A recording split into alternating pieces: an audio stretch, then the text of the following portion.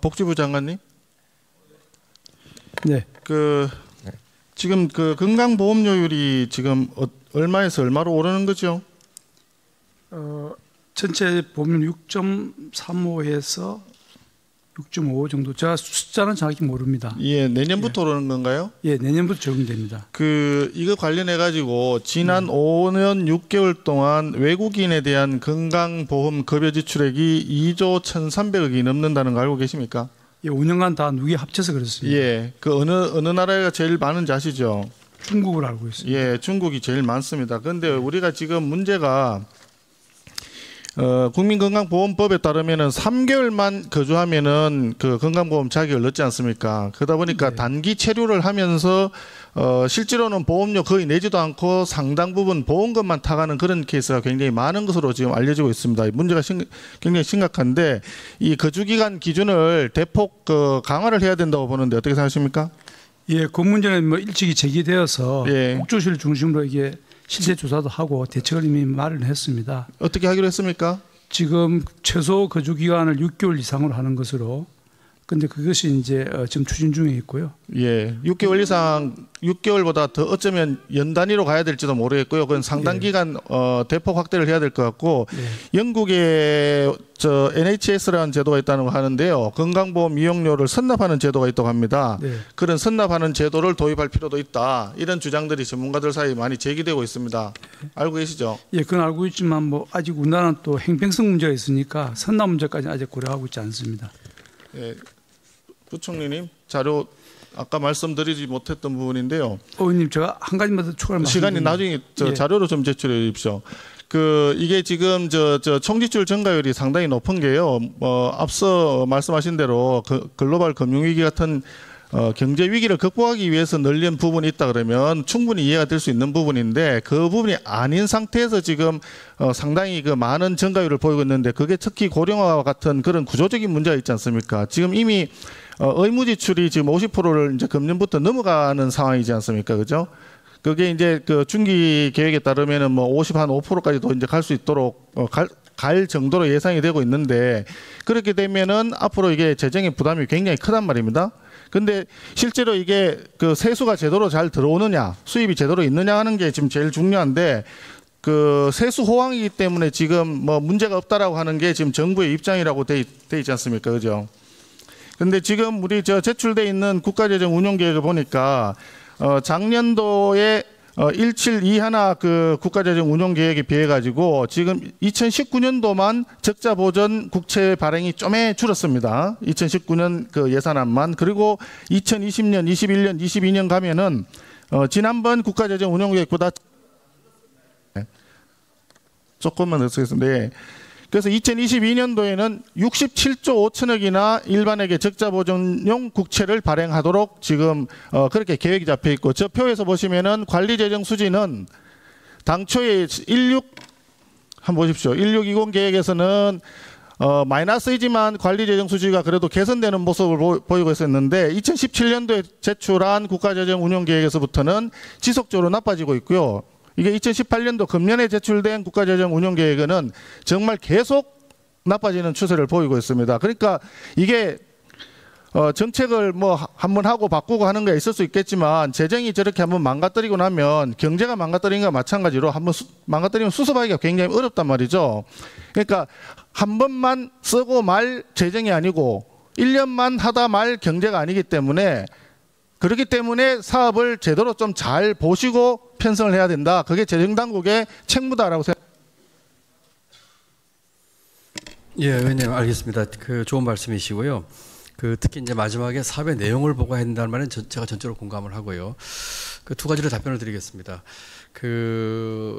재정 당국에서 기본적으로 갖고 있는 생각은 재정 건전성에 대한 생각을 안 할 수가 없습니다. 그런데 적어도 재정의 적극적인 역할을 통해서 돈을 써야 할 때가 있습니다. 첫 번째가 지금 의원님 말씀하신 것처럼 IMF 위기라든지 국제금융 위기 같은 때에는 그 위기를 극복하기 위해서 필요한 재정을 써야 될 때가 있습니다. 그때는 두 번의 경험에서 비춰봤지만 재정뿐만 아니라 통화와 금융 정책까지도 같이 이제 궤를 맞췄다 이런 얘기죠. 뭐 의원님도 거기에 대해서는 말씀이 계셨으니까. 두 번째는 우리 어떤 사회나 경제의 구조적인 문제의 심각성 또는 지금과 같이 우리 경제처럼 경제의 어떤 역동성의 모멘텀을 마련해야 할 때입니다. 그럴 때는 돈을 써야 될 때라고 생각을 합니다. 다만 의원님이 마지막에 얘기하신 것처럼 사업의 내용이 중요합니다. 어떤 돈을 어디에 쓰냐가 중요한 것이지요. 그래서 제가 어제도 말씀을 드렸지만 적어도 확대 재정을 하는 데에 대해서는 저는 지금의 경제 상황과 재정 상황을 아시는 분이라면 대부분들이 확대 재정에 대해서는 반대하지 않으라고 생각합니다. 문제는 확대 재정의 스탠스에서 어떤 쪽에 돈을 쓸 거냐 하는 것에 대해서 고민해야 한다고 생각을 합니다. 그것이 아까 말씀드린 것처럼 소위 혁신 성장에 해서 우리 경제의 역동성을 살리는 것이 될지 또는 양극화 소득 분배 계층 이동의 사다리를 놓기 위해서 우리 사회 구조를 문제를 해결함으로써 우리 경제의 체질을 강화하는 쪽으로 돈을 쓰는 것들이죠. 이런 것들을 다른 식으로 얘기하면은 투자에 대한 리턴이 큰 것들입니다. 그래서 사업의 내용이 중요한 것이죠. 그 부분은 우리 송 의원님 말에 동의를 한다는 말씀드립니다. 그래서 저는 지금이 우리 재정이 적극적인 역할을 해야 된다고 하는 그 생각에는 저는 분명한 신념을 가지고 있습니다. 문제는 정말로 그 내용을 어떻게 채울 것인가 하는 것이고 그 점에 있어서는 우리 의원님 여러분들과 함께 소위라는 것을 통해서 같이 좀 고민을 나눴으면 싶고요. 두 번째는 재정 건전성 문제입니다. 지금 관리 대상 수지나 뭐 이런 것들에 대해서 얘기를 하셨고 저희도 왜 이걸 유념하지 않겠습니까? 저희가 짧게 말씀드린다면은 중장기적인 재정 건전성을 해치지 않기 위한 노력과 또 그 범위 내에서 이와 같은 재정 정책을 쓴다 이렇게 말씀을 드립니다. 예, 저도 아까 송 의원님 하신 말씀에 한 가지만 덧붙이고 싶습니다.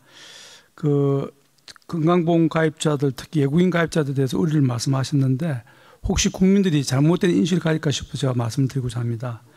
지역 가입자들의 경우에는 건강보험에서 마이너스가 발생하고 있지만 지역 가입자와 직장 가입자 외국인에 한정돼서 말씀드리는 겁니다.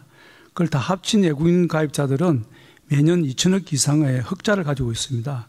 그래서 우리나라에 들어와 있는 외국인 건강보험 가입자들이 우리나라 건강보험 재정에 지역만 놓고 보면 마이너스지만 전체를 보고 보면 플러스를 가지고 있다는 것을 말씀드리고 싶습니다. 예, 1분만 또 마무리하겠습니다. 지금 건강보험 알겠고요. 그게 앞서도 말씀드렸지만 잠시 일시 체류하면서 보험금을 타가는 그런 악용하는 사례 때문에 말씀드리는 거니까 여기서 직장을 가지고 오랫동안 근무한 사람이 무슨 문제가 있겠습니까? 그 문제 없죠. 그런 부분 얘기하는 거 아니니까 지역에 잠시 들르는 그런 경우를 대상으로 얘기하는 거고요. 부총리님 중장기 재정 건전성에 대해서는 모두들 인식을 같이 한다는 말 저도 동의합니다.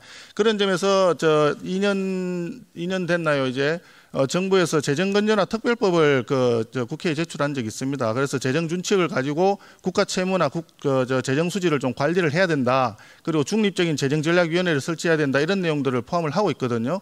그런 부분을 포함을 해서 정부가 좀 재정을 건전하게 관리하기 위한 어떤 제도가 꼭 있어야 되는 지금 상황이다.